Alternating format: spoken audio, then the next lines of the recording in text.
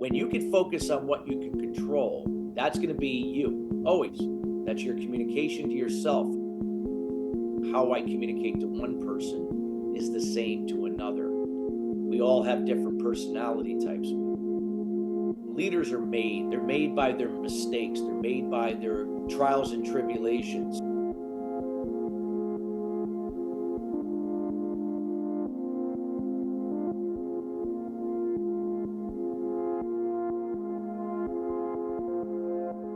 As you know, we are recording a podcast right now. This is Yes. a Yep. session that we'll be exploring a little bit about Christopher. I wanna know, Yep. what inspires you, what keeps you going. I see that you're a man that, has a lot of back-to-back meetings and a lot of drive. That's what I perceive. So I wanted to Yes. understand a little bit, what's your purpose? Like, what's your purpose in this earth? But my purpose is to serve others to be their best. So when I say best, I'm not saying about being the best, but to be their best, meaning that they don't have to be the best, but they just have to be better than they were yesterday. What are they doing to fill their cup? So Mm. my job is every day I have to be the example for others to do for themselves. I have to be more resourceful. I have to be valuable, not just available, because if I'm just available, then I'm enabling people. I'm keeping them stuck. They're dependent on me.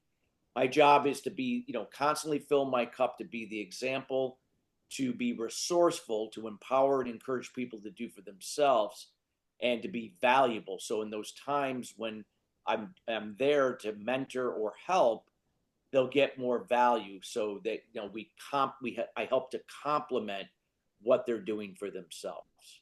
All right. I see you've worked in enterprise, you've worked with startups, you also yourself have a company. How do you leverage all those different environments to make this purpose move forward? Well, it all comes down to having a strong foundation. So the four pillars of success are: first, foundation. I have to use emotional intelligence every day to focus on what I can control and let go of what I can't control. So if I get caught up in the control I can't control, it's wasted energy, because I'm attaching myself to things that I can't control.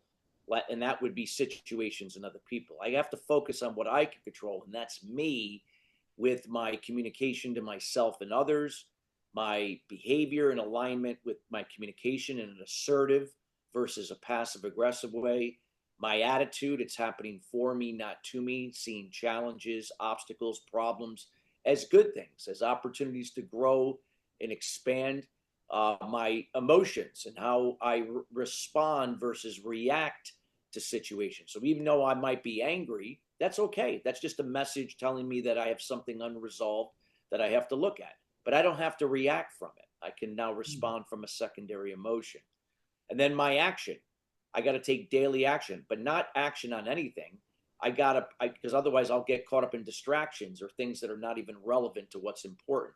So I got to prioritize what's most important, what can be delegated, Mm. and getting rid of anything that doesn't serve the higher purpose. With that being said, that the foundation, when I have a strong foundation, then I can be better prepared. And when I'm better prepared, I can execute on those goals that are broken down into smaller objectives within my control, using systems, activities, and processes to help me get there. And then I measure to see what's working, what's not, and where do I have to adapt or modify anything, and then repeat the process. So for Mm. me, it's about I gotta have that foundation. I gotta be ultra prepared. I gotta prioritize things. So this way I'm doing my best to not allow distractions or situations and people beyond my control to take me away from what's important. I wanted to share with you how we created the deep dive. First, we defined our audience, CEOs within the events industry, first and second degree connections from USA, Spain, and Colombia. Also, that they follow one of my favorite event marketers, Julio Solaris. We took that to our software where we created a special list, placed some tags, and connected it to my profile. Then, we started scraping the entire database. We started automating outreach on LinkedIn with multi-step engagement that felt quite human. This allowed us to schedule collaboration and voila! Now we have more than 25 episodes, more than 12 hours of content, plus 150,000 impressions between all channels, and we've reached more than 45,000 people. Not to mention, I've doubled my follower count in less than 3 months. We can do the same for you. Whether you're looking for event leads, sponsors, speakers, influencers, or just save 30% of your current ads budget, we're here to help. Send me a message. Okay. Can you tell me a little bit about how you arrived to that point? Because usually, I've noticed that some of the skills that now I've developed came through the exact opposite. Because maybe Well, that's exactly what it did. Yeah, I wasn't born. I wasn't born this way. They always say, "Oh, certain people are born to be leaders," or no, leaders are made. They're made by their mistakes. They're made by their trials and tribulations. So I was directly opposite of everything I'm sharing for the first 31 years of my life. So I had gone through a life-changing experience at 31 when my father had passed away from lung cancer at the age of 56. And it was in the time that I had with my father the day before he died. He couldn't talk, but he was communicating with me. And I didn't have a great relationship with him for many years. Like he was just never there, emotionally checked out. But I realized my father could only be the best father he could be based upon what he knew, because he wasn't treated very well from his father, my grandfather, and he only knew what he knew. So we're a product of what we know. And I didn't realize that at the time, but this was what was being communicated to me. And I don't know how I understood it, but it was, he wasn't talking. It was just something telepathically, whatever you want to call it. But I picked up on it, and it changed my life. My dad ended up giving me the greatest gift I could ever imagine, making up for all those years. And I changed my life from being the victim, using excuses, deflecting how I felt onto others, operating every day in anger, operating with this false bravado, with this lack of confidence. And I changed my life about it. I became very disciplined, very confident through a set of daily habits that I adopted over a year period. And I've been doing ever since for 26 years. I never miss a day. So this is always work in progress. So everything that I shared is a byproduct of that transformation change back over 26 years ago. what are those habits that you talk about? What are those small habits and day-to-day habits that you have that keep you consistent? There's a series of them, but the personal habits are: I get up every morning at 4 a.m. I make my bed, I meditate, I journal, I then go to the gym. I do resistance training 4 days a week, cardio 3 days a week, planks every day. I come back, I take a cold shower, then eventually warm. I then eat a light, healthy breakfast with protein. Then I read a chapter or two out of a book, and then I go over my daily goals from the evening before, and then I start my day. So I have 2 hours that I prepare between 4 and 6 a.m. that I do that routine. Then I do a gratitude list in the evening, and then during the day I will take mental breaks, 5 minutes. I work in intervals of 50 minutes. I'll take 5 to roughly 10 minutes in between to recharge, and then start the next task. So my everything I do is intentional. Everything I do is laser focused, and I don't operate from expectations. Now, one thing I failed to share with you: I was born with ADHD. So a person who has ADHD has a hard time focusing, has a hard time sitting still, let alone being focused on one thing. All of those things that I described to you have helped me to be more focused. So I don't take any medication for my ADHD, but these are things that I do that have helped me. Interesting.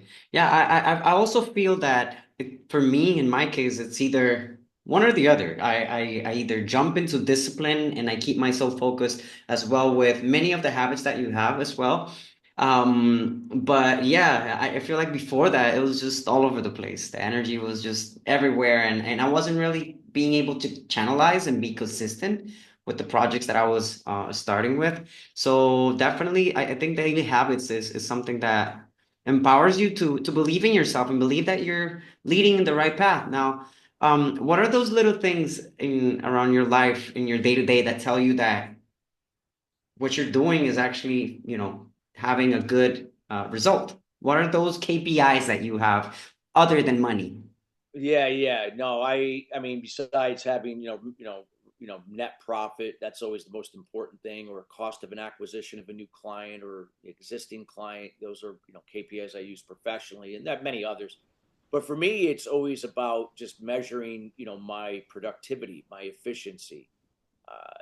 It also means I'm looking at, am I making progress in my anything that I set out to do? If I'm going to improve my communication, I'll determine, what's the amount of time that I'm getting through and connecting with people, leading them down a path that's important to them, and am I doing it in a more efficient and faster way than I've done before, so I can kind of measure that. So I'm always measuring things in terms of KPIs. Unfortunately, most people don't, most businesses don't.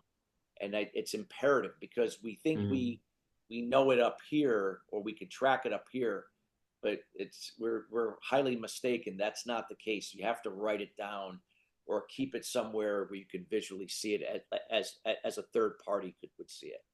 You focus a lot in emotional intelligence, and I'd like to kind of like connect this question with the one that I just asked. What are some emotional KPIs that you have around your life that, just guide you to success? Well, for me, it's making sure that, again, am I effectively communicating each and every day to myself and other people? Am I being as specific, clear, and concise with myself first, and then Mm, others, leaving very little to no room for assumptions and speculation? So, knowing that when I get clarification or feedback that somebody just didn't do this to me, but actually repeated what they heard, that I made sure that I got through to them, or that they felt related to and heard by me. mm, So it builds that rapport and trust, and eventually respect. So I measure that consistently with people that I interact with, both personally, professionally, or any combination thereof. That's very important to me. Knowing to make sure that my behavior, to the best of my ability, is in alignment with my communication. Making sure that my attitude is always seen the obstacles and challenges as an opportunity. So I embrace it rather than try to resist it. So I be conscious to that, knowing that how I respond versus react to situations. And again, what I talked about, my actions, I have to make sure that my actions are my goals are broken down into specific attainable mm, objectives, of course, all within my control. What systems and activities am I using to help me execute to obtain it? And where to continually get better at measuring, where I can recognize where things are holding me back or not moving forward, so that mm. I can make adjustments or adapt to move forward. So those are things that I'm consistently conscious and writing things down to be on top of. Hmm. Interesting. That reminds me of this book by James Clear, Atomic Habits. Yes. Definitely you've read it, but something that really stuck with me about that book is that we fall to our system, not to our goals. Yeah. We fall to those things that we repeat on a consistent basis that define our day to day and that allow us to put that, 1% every day of improvement. Um, what's that concept again? Kaizen. Kaizen. Yep. Yes, Kaizen.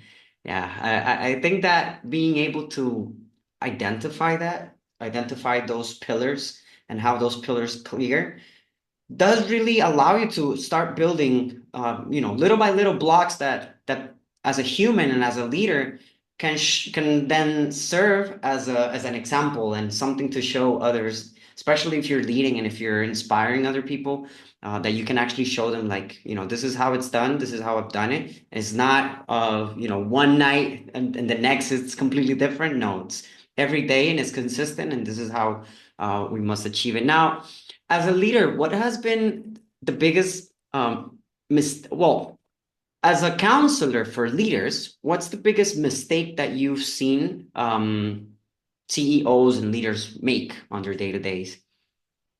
It's just assumptions and speculation. They just assume and speculate that people understand what's important to them, and they they take for granted that they're communicating in a very clear, concise, a very specific, clear and concise way, when actually, in which in reality they're not.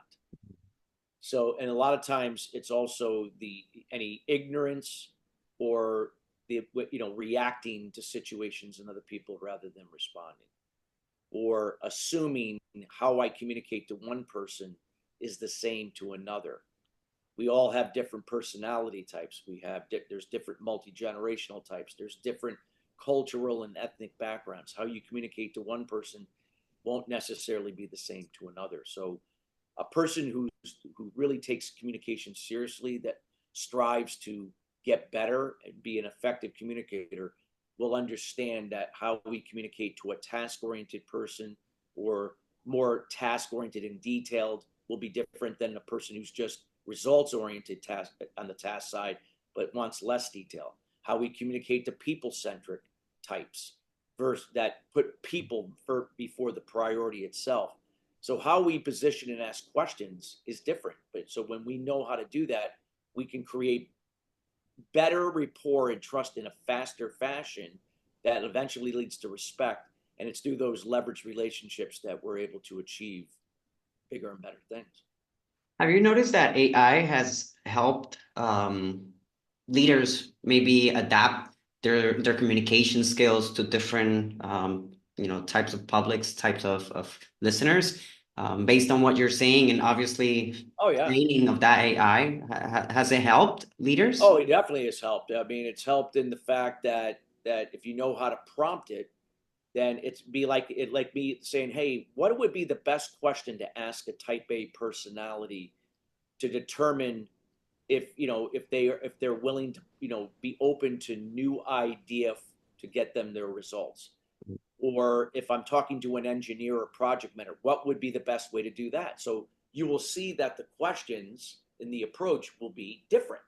So it gives you some suggestions. I'm not saying you should use them verbatim, but it gives you the direction that now you can modify in your own words what that is. So you're not like a robot and just using the information verbatim.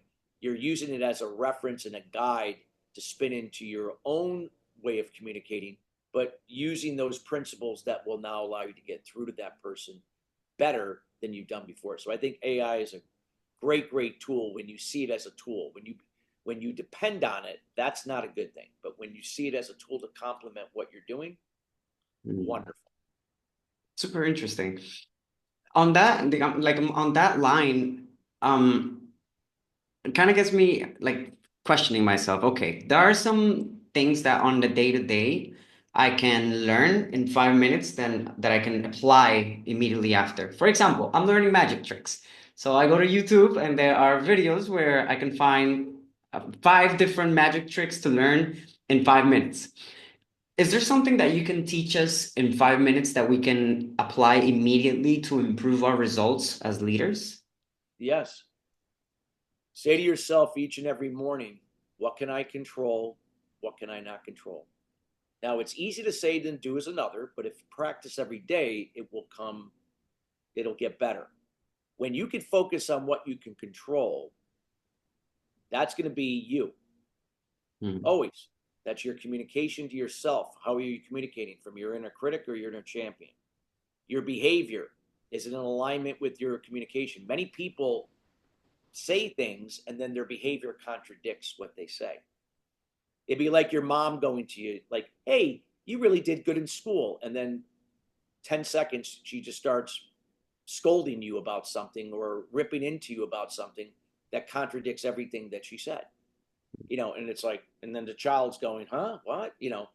That's what people pick up on, and they get conditioned to as what we think is normal, but it's dividing people. You can control our attitude again, our emotions and how you respond versus react, and our actions. You can't control other people in situations. When you can learn to let go of other people in situations, you can't control their communication. You can't control their emotions, their actions, their attitude and behavior. So even if when I'm communicating to one to one, one to few, one to many, I still can't control what people are going to perceive what I said. I could ask clarifying questions. I can get them to respond and pick up to see if they understood what, that's all I can do. It doesn't mean they're still going to understand. When I let go of other people in situations with those 5 things, I don't have to operate from expectations anymore. See, that's why expectations fall through the cracks. That's why we become disappointed.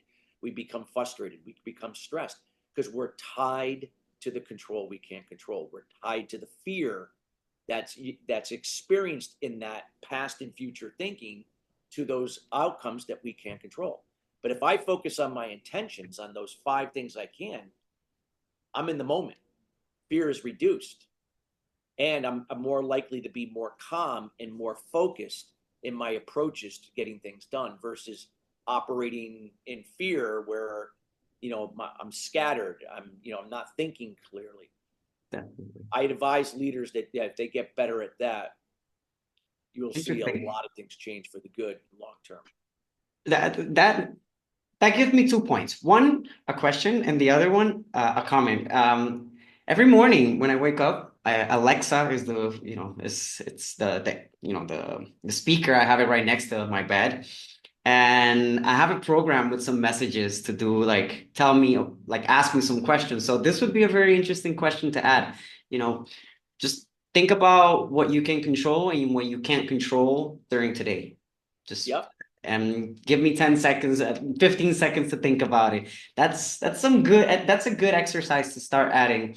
Technology has really helped me to keep track of certain habits and enhancing the way that I perform around my day-to-day without really thinking about having to commit to a certain hour in my brain. I just have an alarm for something. For example, if I want to drink water, I've been putting an alarm for every hour to tell me, hey, drink some water. Hey, drink some water. Hey, drink some water. And that has kept me drinking a decent amount of water, to, be healthy, to feel fine. But how are you using technology to help you maintain your habits? I mean, for me, I see it as a way to delegate the things that can be delegated. Mhm. But I don't depend on it. So for instance, I use AI every day to help me create content. It's not that it creates the content and I use it verbatim. It just, I prompt it so it creates it in a better flow than I could do because I'm not, my English, even though I'm born in the USA and it's what I know. My grammar isn't the best. I wasn't like an English major. And my mother was excellent at that, but I don't have the time to go, do spell check and Grammarly, and AI will always make it flow in a very professional way. That being said, it's still my concepts, it's still my ideas. It's just that I prompted it and it's now saving me lots of time. What would take an hour for me to put together that content now takes me 5-10 minutes. All right. One of the last questions. What is the change you would like to see in the world, and what are you doing to make it happen? Well, the change that I would like to see in the world is, people realizing that they're operating from their self-limiting beliefs from childhood, whether if they know it or not, and it's impacting their confidence, their self-esteem, their decision-making, their risk-taking ability, their communication to their self and others, their attitude, their procrastination or lack of action. When they can recognize that and adopt emotional intelligence into their daily life each and every day and commit to it, they will see in time a change in their level of confidence, self-esteem, how they elevate their communication to the next level, how they will adjust their behavior to be more calm and less reactive in situations and other people, and how to see your emotions, whether if they're positive or negative, as a good thing. Negative emotions are good because they give us sick messages that something within you is unresolved. That's all. And they're necessary because nothing good or nothing that's worthy of accomplishing came from if everything went right. Everything usually was not going right in the beginning, or you had some major hurdles and obstacles to go through. So instead of resisting it and complaining and stressing about it and deflecting how you feel onto other people, just embrace it. Just see it for what it is. I have my opinions and perspectives just like everybody else, but I don't operate from them, because not everybody's going to see it from my point of view or my perspective. I see things for what it is. I do what is best for the situation, whoever's involved. If that's just me and a client, I have to take that in consideration. If that's me, somebody else, and somebody else, well, I got to factor those two people in as well. I can't just see it from my perspective and go into convince, persuade mode to let people know why they should be going with my idea or how I look at it. This is why we have divorces, why we have partnerships that dissolve, why we have communities that are divided, why we have education that is based upon memorization and not actually, knowing it and utilizing it and experiencing it, and why we have war and divide between countries. It's all everything I Assumptions. talked about. Yeah. Lack of communication.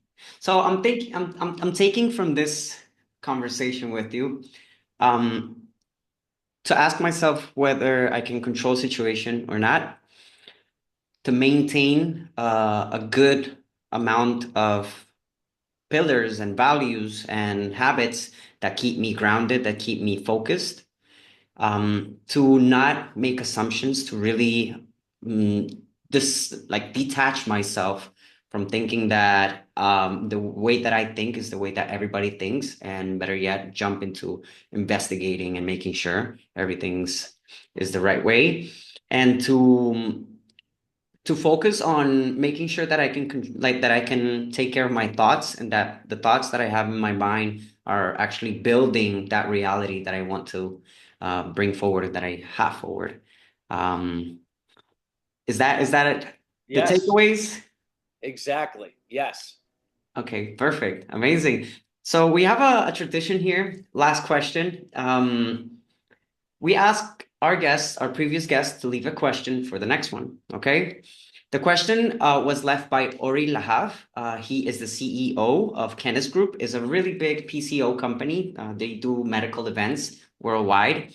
And the question that he has is, how do you accelerate the implementation of AI integration in your organization? So how I do it is I constantly, spend time learning more about the AI technology, leveraging resources or people that know it better than I, and utilize it in ways that are going to help me to delegate the tasks that I normally could do, but now free up my time to do the things that are more important to obtain my personal goals, my professional goals, and help me to help others, including the companies that I'm serving, do the same. So that's how I look at AI. Is it is a resource that helps me to be more productive, efficient, and from that, how it reflects in my relationships, improvement there, and increasing revenue, profit, and other KPIs. All right. Christopher, it's been a pleasure talking to you. Thank you so much for your time. It was Thank on the you. dot. Perfect. Thank you So so much, much. Christopher. I hope to talk to you again soon. Okay? Absolutely. Let's definitely do that. Thank you for Take interviewing care. me. Bye bye. Talk soon.